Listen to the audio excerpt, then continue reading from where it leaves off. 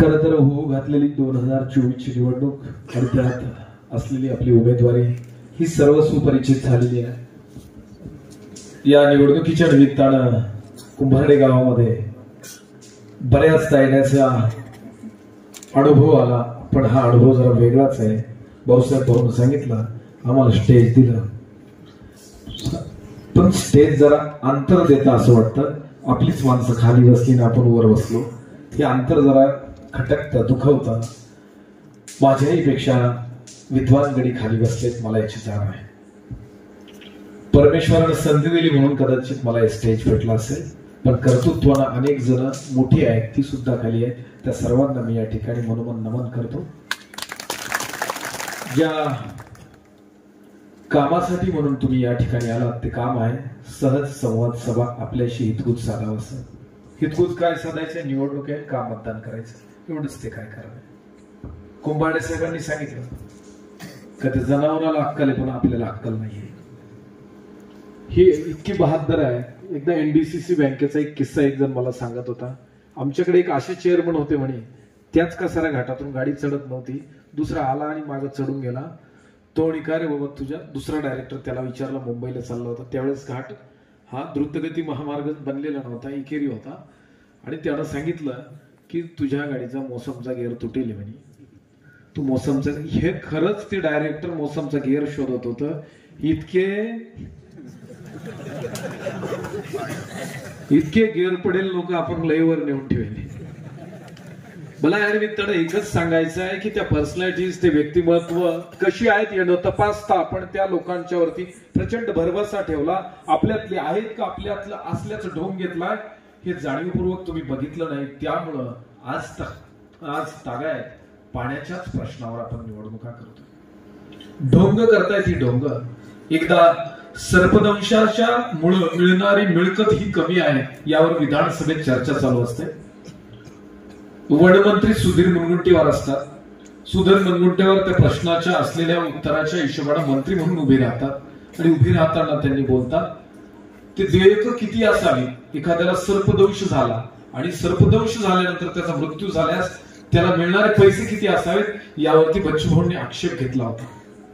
एखाद्याच्या मृत्यूची किंमत एवढी कमी कशी यावरती ते चर्चासत्र चाललं होतं. त्या उत्तरात सुधीर मुनगंटीवार म्हणतात का शेतकऱ्यानं त्या सर्पाला मैत्रीची वागणूक दिली पाहिजे, त्याचं सर्पमित्र झालं पाहिजे. प्रश्न वेगळा होता आणि त्यांनी बगल देण्याचा प्रयत्न केला. त्यांनी काय सांगितलं, सगळ्यांनी सर्पमित्र होऊन बनावं म्हणजे कमीत कमी धोका होईल वगैरे असं त्यांना सांगायचा प्रयत्न करत होता. बच्चू भाऊ उठले आणि म्हणाले सुधीर भाऊ एकदम मोलाचा सल्ला दिला, पण सल्ला आपल्यापासून सुरुवात करावी लागेल. मी स्वतः सर्पमित्र आहे. मी 2-3 गोण्या भरून सर्प आणून देतो. घरी जा, वहिनीला सांगा याचा मित्र होय म्हणा, मा पुतण्याला सांगा म्हणजे त्यांच्या लेकाला सांगा याचा मित्र होय म्हणा. जर त्याचं होऊ शकत असेल तर उद्याच अध्यादेश काढा आणि सरकारकडून शेतकऱ्यांना सर्पमित्र होण्याचा आदेश काढा. काही देऊ नका मिळकत. सुधीर मुनगंटीवार साहेबाला खाली बसावं लागलं. योग्य वेळी योग्य प्रश्नाला योग्य सामना करता आला असता तर कदाचित एकंदरीत वहन क्षमता या चंद्रापूरची वाढून ते वहन तुमच्यापर्यंत झालं असतं. पण त्या गोष्टीवर बोलायचं नाही. बोलायचं कुठल्या मुद्द्यावर? खरं सांगा, या सभांच्या मध्ये फक्त हा पाणी प्रश्न आहे. इतरत्र आहे का हा पाणी प्रश्न? आहे पाणी प्रश्न? इतरत्र काय पाणी प्रश्न आहे? कोण चालल वा? कोण चालल? जास्ती नाना चालल का दादा चालल? अरे कोण चालल? ज्या वेळेस त्या प्रश्नाला आपल्यामध्येच इंटरेस्ट नसेल तर तो प्रश्न गडू बनून जसल्या तसा राहतो. त्याचं मूर्तिमंत उदाहरण म्हणजे चांदोड आणि देवळ्याचे पूर्व भाग. मूर्तिमंत उदाहरण. निवडणुकी व्यतिरिक्त तुम्हालाच वेळ नाही त्या प्रश्नांना चघळण्याची, तुम्हाला त्या प्रश्नांचा पाठपुरावा करण्याची क्षमताच राहिली नाही, म्हणून हे प्रश्न असे पुढे आले. या प्रश्नांना जर वाचा फोडण्यासाठी आम्हाला संधी दिली तर 100% सांगतो प्रयत्नांची पराकाष्ठा करू, विधानसभेमध्ये रणकंदन करू आणि न्याय मिळवण्यासाठी शेवटच्या श्वासापर्यंत लढण्याची क्षमता. प्रश्न बरेच आहेत. पाण्याच्या प्रश्नाला पुढे करून बाकीच्या प्रश्नांना बगल नाही देता येणार. काय काय प्रश्न आहे अहो, छोटी छोटी प्रश्न आहेत. त्या प्रांत कार्यालयात जावं ना, रांगाच्या रांगा लागलेल्या आहेत. त्या तहसील कार्यालयात जावं, रांगाच्या रांगा लागल्या. आणि कुणीतरी त्या तहसील कार्यालयामध्ये हस्तक्षेप करणाऱ्यांची संख्या वाढली. दोन भावाचे प्रश्न सुटेच ना झाले. एकदा ते हस्तक्षेप करणारे आणि हस्तक्षेप करू देणारे कोण आहे हे ओळखलं ना, तर ही व्यवस्था ती काम शोधत तुमच्यापर्यंत येईल. पण आपणच त्यांना कामाला लावून देतोय. यातनं बाजूला टाकायचं, यातनं बाजूला निघायचं असेल तर लोकप्रतिनिधींना आढावा घेण्याची गरज आहे. त्याला अधिकार दिले आहेत. एखादा अधिकारी चुकीचा वागत असेल तर त्याला क्षणात हक्कभंगासारखं अस्त्र वापरून त्याला कर्तव्यावरती ठिकाणावर आणू शकतो. इतकं मोठं अस्त्र या मतदानानं त्याच्या हातात दिलंय. पण त्याला त्याची जाणीव नाही की त्याला जाणीव नाही असं नाही म्हणता येणार. त्याला जाणीव आहे, पण त्याला जाणीवपूर्वक तुमचे प्रश्न सोडायचे नाही. असंच माझं एकंदरीत ऑब्झर्वेशन सांगतं. सगळ्यात जास्त अँटी करप्शनचे रेट चांदवड तालुक्यात पडले.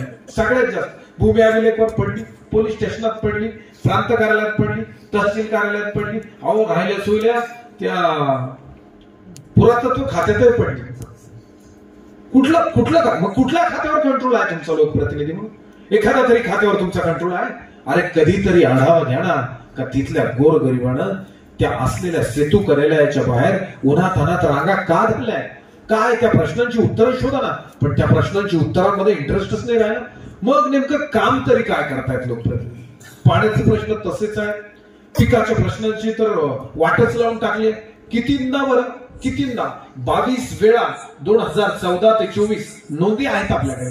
22 वेळा कागदात हस्तक्षेप केलाय बाजारभाव पडावेत म्हणून. कितींदा यांनी हस्तक्षेप केलाय ते पडू नये म्हणून. आपल्या लोकप्रतिनिधीनं कितींदा हस्तक्षेप केलाय? काही पुरावे आहेत तुमच्याकडे? मग जर आपला लोकप्रतिनिधी हस्तक्षेप करत नसेल, प्रांत कार्यालयात रांगात असायचं असतील, पाण्याची इकडे तहान भागत नसेल आणि एका बाजूला पिकाचेही प्रश्न सुटत नसतील, मग नेमके हे कुठं जाता? ऊस तोडायला जाता का बाजरी सोंगायला जाता? जाता कुठं हा प्रश्न नको विचारायला. बरं राहताय नाही ना तुमच्यात. काय काय सिद्ध करायचं राहिलं? आरोप आमच्यावरती करताय, आरोप आमच्यावरती करताय. आरोप करताना जरा सिद्धता करेल असा एखादा आरोप पुढे ठेवा. हा माईक इथं ठेवून देऊ, पुन्हा लोकांच्या समोर येणार नाही. पुन्हा लोकांच्या समोर नाही येणार. हा, पण आरोप करणाऱ्यांना म्हणावं, ज्या गाडीत तुम्ही प्रवास करता ना, तो प्रवास करताना त्या टायरला जे मडगाड म्हणून रबर लावेल ना, ते रबर सुद्धा तुमच्या कष्टाच्या पैशाचं नाही. हे न सांगता न तपासता सांगतो. चला, तुमच्या कष्टाच्या पैशाचं नाहीये ते रबर. तुमच्या कष्टाचं तुमच्याकडे काहीच नाहीये. या कष्टाच्या हाताचं शोषण तुमच्या सगळ्या संपत्त्या आहेत. या संपत्त्या लपत नाहीये. किती किती कमाई होऊ शकते हो शेतीमध्ये? किती कमाई होऊ शकते? साला अख्खी हयात जाते. काही पिलर बांधली तर भीती राहून राहिल्या, भीती बांधले तर स्लॅब पडत नाही, स्लॅबचं नियोजन करून पत्रे टाकून राहावं. अशी किती शेतकरी पाहतोय. पाया भरताना म्हणता आरसीसी मध्ये करेल, 2-4 गज आणतात, पुन्हा दगडाला सुरुवात करतं. ही विषमता अशी का? या प्रश्नावर बोलण्यासाठी एक संधी आम्हाला द्या, आम्ही बोलू त्या प्रश्नावर. बच्चू भाऊ बोलतात 1.5 लाखात तुला बापण घर बांधलं का म्हणे हल्ली. अध्यक्षांना म्हणतात ते. मग बरोबर आहे ना, अध्यक्षाच्या खुर्चीची किंमत किती आहे? 3 लाखाची. सगळं माहित झालं. मग जरा समजा अध्यक्षाच्या खुर्चीची किंमत आणि आपल्या घराची किंमत त्यांच्या दृष्टीने सारखी असेल तर ही विषमता नाही का? शहरामध्ये 2,40,000 80,000 घराला देतात आणि गावखेड्यामध्ये तुम्ही 1,40,000 देतात. अरे नीट बघायला गेलं तर तेवढ्यात संडासही होत नाही. संडासला फक्त 12,000 देतात. आता त्या 12,000च्या संडास मध्ये संडास होत नाही. खरी प्रॉब्लेम आहे एवढ्या आपल्याला गड्यांना सगळ्यांना सांगितलं ना, मुळचंद गोटी बाहेरच जायचे. शेवटी निसर्गाचा अधिवास लाभले. सर आपल्या संडासवर फार बोलतात ही लोक, पण त्या संडास मधूनच सगळं खाऊन घेऊन गेलेले. मांडायचे प्रश्न मांडायचे नाही, आपल्याला सांगायचे श्रमदान करा. अख्खा आयुष्य श्रमानं दान करता करता एकाच्या अंगावरती चरबीचा अंश राहिला नाही. साला तुमच्या चरब्या खुर्चीच्या बाहेर लोंबात्या, आम्हाला सांगता श्रमदान करा. जरा येऊन बघा, पहाटेच्या वेळेपासून सुरुवात होती या कुंब्याच्या संसाराला.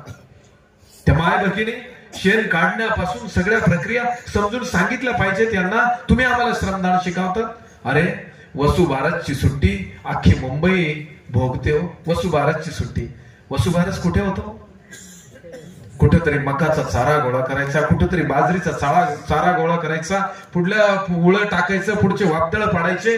त्या ओळी पाडत असताना त्या सगळ्या गोष्टींमधनं पहाटे उठून परत त्या गायीची पूजा करायची, वासराची पूजा करायची. तो धर्म आम्ही गावखेड्यात जगतो. आम्हाला वसुबारसची सुट्टी नाही. आमच्या वसुबारससाठी तुम्ही मुंबईत 15-15 दिवस सुट्ट्या घेता. 27व्या मजल्यावर कोणती गाय चढवली असेल, कोणती गाय पुजली असेल, काही विषमता नाहीये का? ज्या गोष्टीची सुट्टीचा उपभोग आम्हाला परमेश्वराने घ्यायला सांगितला, आमच्या सणाच्या, आमच्या धर्माच्या, संस्कृतीच्या सुट्ट्या मुंबई दिल्लीला का भेटाव्यात हा प्रश्न सुद्धा नव्यानं जन्म घेतला पाहिजे. आम्हाला त्यांना प्रश्न विचारता आले तर खऱ्या अर्थानं आपल्याला ह्या निवडणुका कळल्या. बोलण्यासारखं खूप आहे, वेळ फार कमी आहे. आज का तुमच्या काय गाव निवडणूक आयोगाची ड्युटी आपलंच जोडदार आहे. थोडं कॅमेरा बंद करू शकतो. माझे सगळे फोटो त्यांनीच काढले सुरुवातीचे. हिशोबच नाही आपल्याला. चेहरा छान आहे ना. या सगळ्या प्रक्रियेमध्ये काही गोष्टी समजून घेतल्या पाहिजे.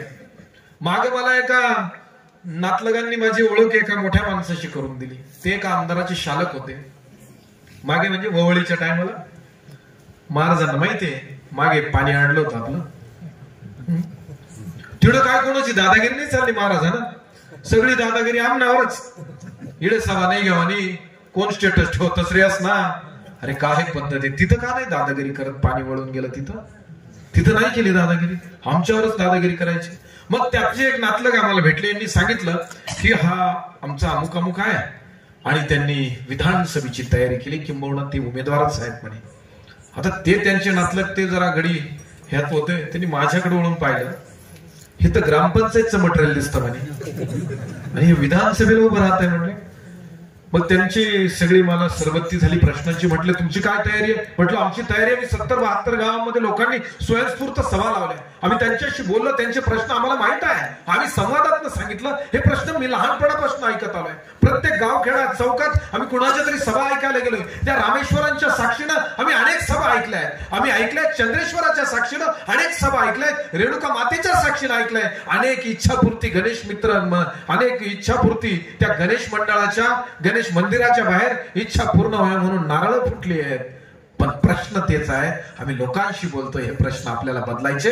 बदलवण्यासाठी एकदा उमेदवारी सुद्धा बदलावी लागेल. हे आम्ही बोलतोय, आम्ही सांगितलं त्यांना. ते म्हटले तसं नाही, तुमची तयारी काय? म्हटले तुमची तयारी काय? म्हटले ह्याच्यापेक्षा अजून काय तयारी राहतो? राहायला गावात जाणारे, लोकांना सांगणारे, आम्हाला मतदान करा का करा हे सांगणार आहे. ते म्हटले तसं नाही, तयारी काय म्हणली तुमची? काय म्हणले कळलं का? तयारी काय म्हणले? म्हणलं तयारी तशी काय नाही बा, अंगणी जर आहे एवढीच तयारी आहे, दुसरी काय विशेष तयारी नाही म्हटलं. त्यानं माझ्याकडे त्यावेळेस तो दृष्टिक्षेप टाकला ना, त्यातनं मला त्याची असलेली मनातली जडणघडण कळाली.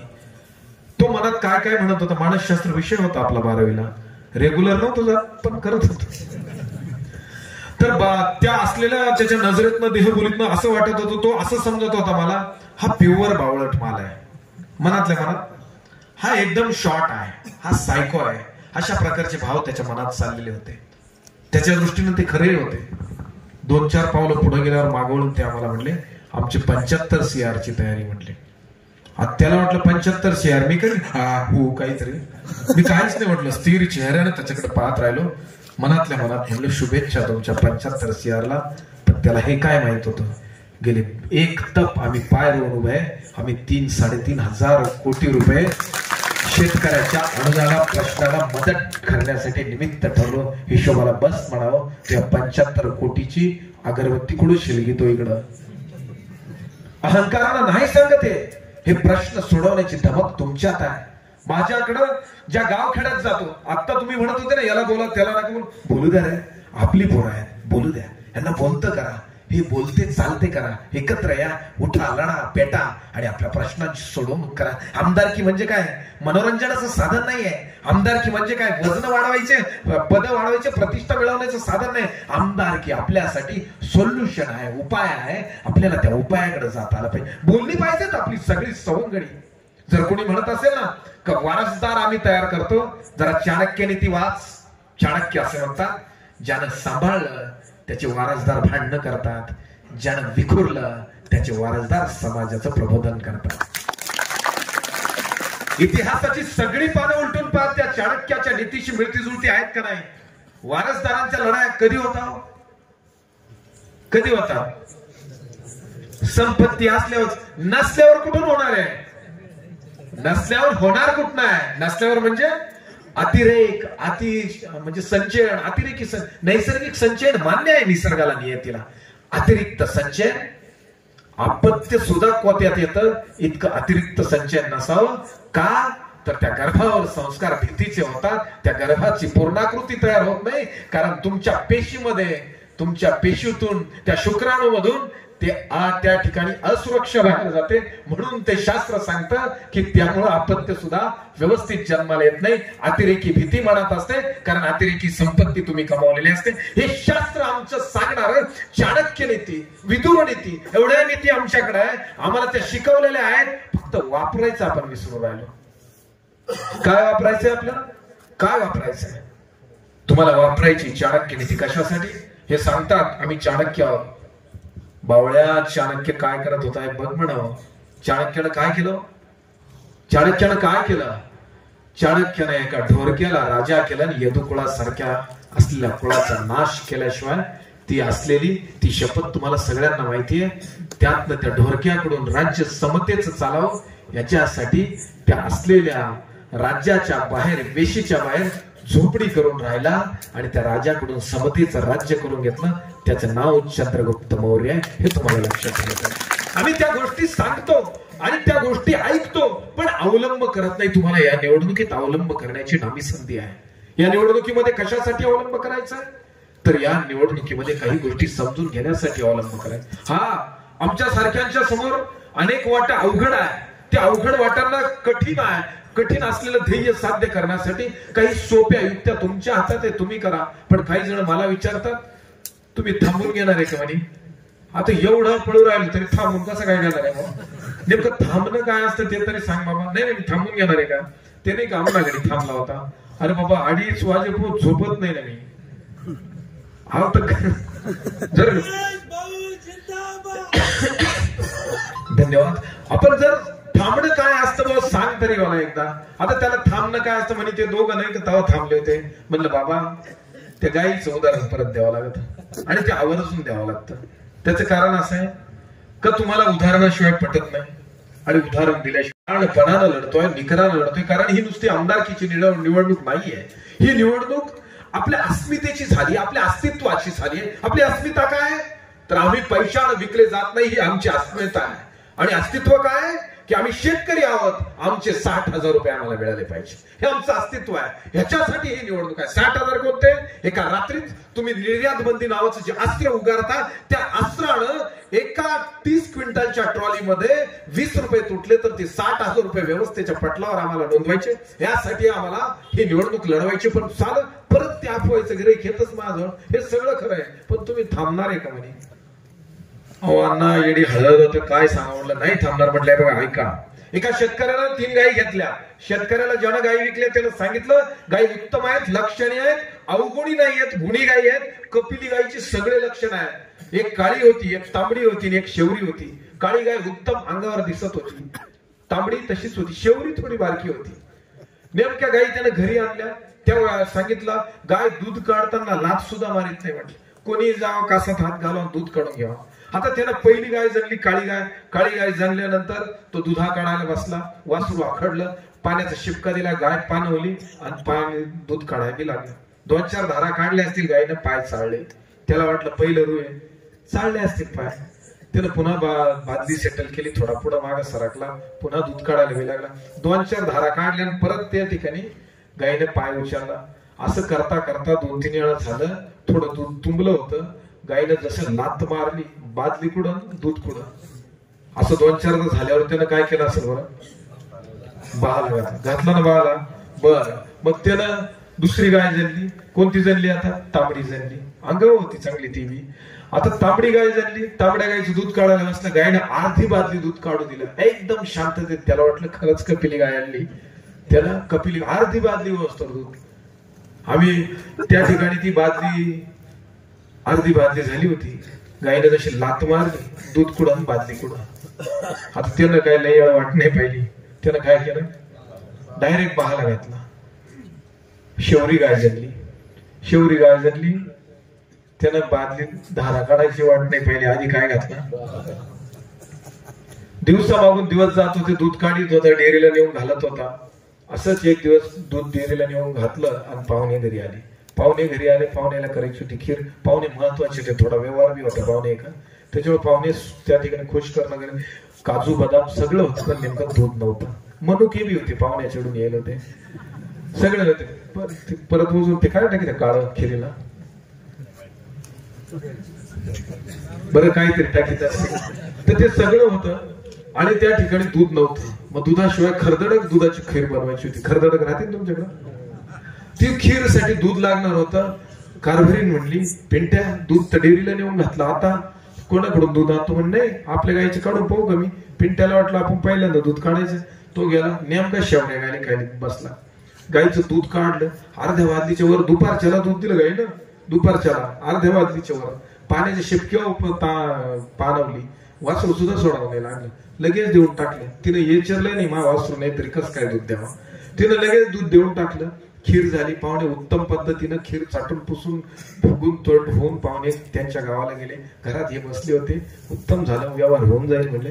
पाहुणे खुश वाटले, म्हणजे स्वयंपाकच भारी होता, खीर तर लय भारी होती. हा, पण खिरीला दूध कुठून आणलं होतं म्हणे. कारभारीला म्हणले, नाही ना, आपल्या पिंट्यानं आणलं ना, गाईचं काढून आणलं. पिंट्या, कोणत्या गाईचं काढून आणलं म्हणे? म्हणे शेवऱ्या गाईचं. तू काढलं दूध? हा. बाळाला नीट दिला होता का? म्हणे बाळाला नाही दिला म्हणे गायला.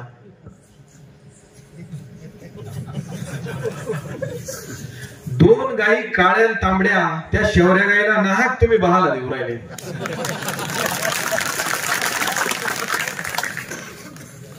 काय दुपार आहे या, दूध काढून जा. कधी पाहुणे बोलवा, कधी या, दूध काढून घ्या. लात नाही मारणार आम्ही, हे सिद्ध करण्यासाठी 12 वर्ष पुरेसे नाही का? 12 वर्ष पुरेसे नाही का? बघा, आम्ही काय आलोन राजकारणात लगेच जिल्हा परिषद सदस्य झालो का? अरे 12 वर्ष, 23 वर्ष लागले सरपंच व्हायला आम्हाला. म्हणजे माझ्या पत्नीला सरपंच व्हायला 23 वर्ष लागले. जरा इतिहास तपासा आमचा. आमच्या गावात सरपंच पदाच्या वेळेस आमच्या गावात नव्हते एवढे पोलीस होते. तुम्ही तपासा, एखाद्या गावातल्या माणसाला फोन करा. त्यावेळेस अशी आवई उठली होती अफवा, हा भलता गुंड आहे म्हणे. भलता, आता गुंड कोणचे आणून वाटतो? कोणते लय पट पडले होते मावाले, पोलीस होतो. पण अफवा अशा असतात का त्यातनं माणसाचं व्यक्तिमत्व त्या अफवांनी घेरलं तर समयात त्या अपयशाला सामोरं जावं लागतं. एक लक्षात घ्या, समय मात्र हातातून निघून जातो. तुम्हाला ती वेळ जर हातातून निघून गेली तर परत काही करता येणार नाही. म्हणून एकदा संधी द्या. तुमच्यातला आहे, तुमचा आहे, तुमच्या सारखा आहे. काही बदल वाटतो का? वरला खालचा अजून आहेत का म्हणत? परत एकदा सांगतो, आपण सगळा खाल्ला शेतच, वरला माल त्या सगळा शेतच. तुम्हाला बी त्याच अवकाळा शेतस, आम्हाला बी त्याच अवकाळा शेतस. तुम्हाला आठे बी पोर नाही मिळतस, आम्हाला आठे बी पोर नाही मिळत का? तुम्हाला लगेच जमतस. हा भाऊ शेतकरी शे, यासले 10 वेगळा जमीन शे, याले लगेच पोर दी टाका, असं होतच तुमच्याकडं?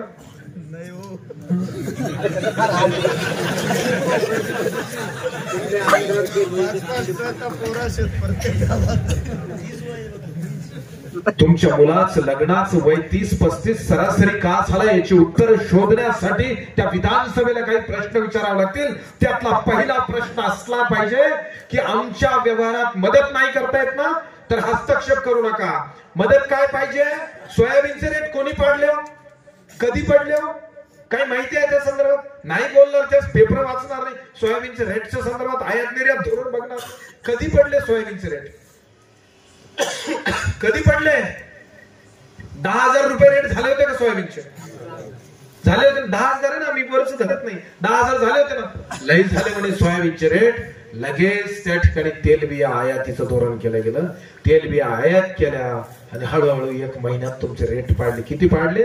तर 4च्या इतकं मुंडकाव पाळले दिले. 4च्या अशी उसळीच घे ना, ते घेऊन राहिले तुमचे.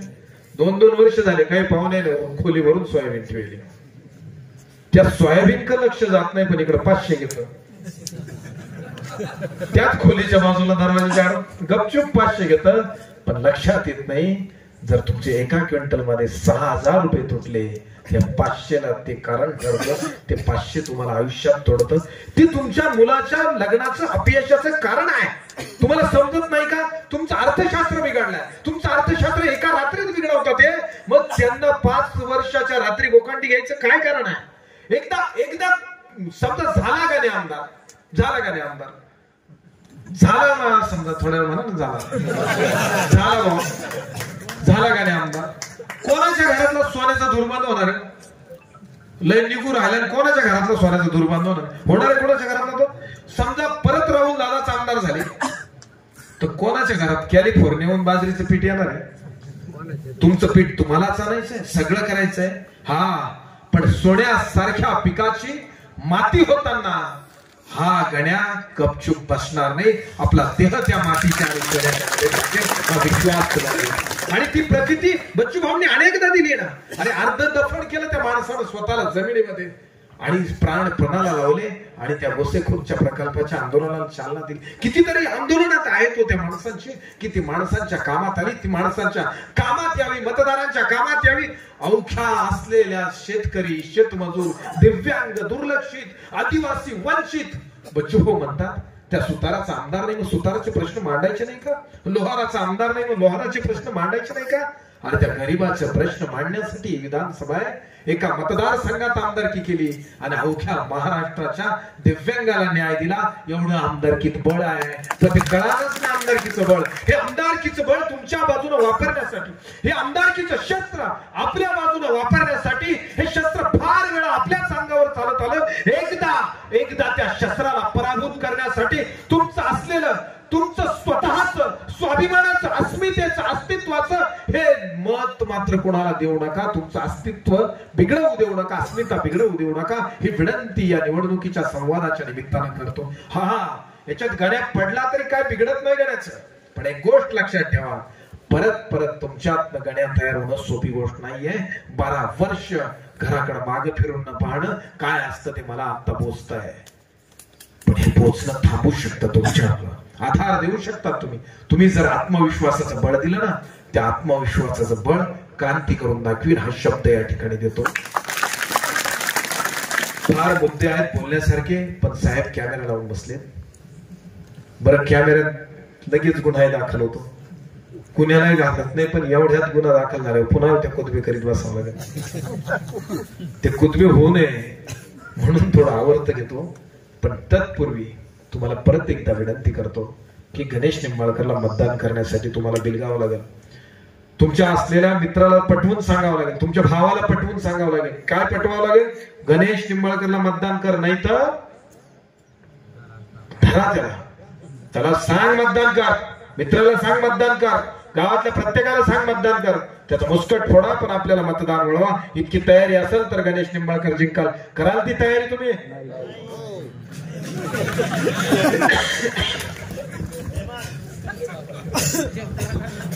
एवढे जरी ट्रेन झाले ना, बाद झाले. काय कोणाला मारामारी करू नका. काय भावा आणि गावापेक्षा गणेश निंबाळकरची निवडणूक भारी नाहीये. तुमचा भाऊ तुमच्यासाठी महत्वाचा आहे, लक्षात ठेवा. तुमचा मित्र तुमच्यासाठी महत्वाचा आहे, लक्षात ठेवा. कारण कितीही नाही म्हटलं, कितीही गाण्या ओरडून म्हणलं रात्री येईल, तरी रात्री भाऊच येईल. तो शेजारी आहे, तो तुमच्या असलेला विश्वासाचा धागा आहे. तुमचा मित्रच येईल, तुमचं गावच येईल. गावाभावापेक्षा निवडणुकीला महत्व जास्त देऊ नका. तीच सुद्धा तुमच्या अस्तित्वाची नांदी आहे, विकासाची. तीच तुमच्या अस्तित्वाची शोधणी आहे. ती तुम्ही शोधणी अशा पद्धतीने हरवू देऊ नका, ही विनंती देखील करतो. त्याच्यात सुद्धा लपलंय बरं का, लग्नाचं पोराचं वय का वाढलंय, त्याच्यात सुद्धा लपेले. ह्या इलेक्शनामुळं वावरावर जायचे रस्ते सुद्धा आपण बंद करून टाकले. ह्या इलेक्शनांना मनावर घ्या, पण मुद्द्यासाठी मनावर घ्या, गुद्द्यासाठी मनावर घेऊ नका. भांडणं करू नका. गावचा एकोपा टिकवून ठेवा. गाव एक जर राहिली तर खऱ्या अर्थानं एक संघ राष्ट्र ही संकल्पना पुढे येईल. पण सलग स्कीम द्यायची असली तरी बापातून पोऱ्या वायली करावा लागतो, त्याच्याशिवाय स्कीम येत नाही. एकदा विचारील जर तुम्ही दिलं तर त्या अध्यक्षाला कोण येतो त्यानं डिवाइड करायला लावलं होतं बापातून लेखाचं राशन कार्ड. त्याला विचारील कोणाच्या डोक्यात ही सुपीक कल्पना आलती बुवा. का बाप आणि पोरगा एका घरात राहून त्या स्कीम घेऊ शकत नाही का? एकतेचं उदाहरण देताना तुम्ही आम्हाला साला तुम्ही डिवाइड अँड रूल का सांगता? भेदा आणि राज्य करा का सांगता? आम्हाला एक संघ राहू द्या. अशा अनेक बाबी आहेत. तुमच्याशी परत कधी संधी आली तर आपण संवाद साधूच. पण आज मात्र तुम्हाला मतदान करायचंय. आपली निशाणी काय आहे? शेतकऱ्याची निशाणी काय? दिव्यांगाची निशाणी काय? आदिवासी बांधवाची निशाणी काय? शेवटच्या माणसाची निशाणी काय? आपला अनुक्रमांक काय? ओढवायचा का? काय सर जिंकला नंबर 4 तर ओढवून देऊ आपल्या आनंदाचा बार. धन्यवाद. जय जवान, जय किसान, जय प्रहार. धन्यवाद. आपल्या चॅनलला नक्की सबस्क्राईब करा. बेल आयकॉन दाबायला विसरू नका.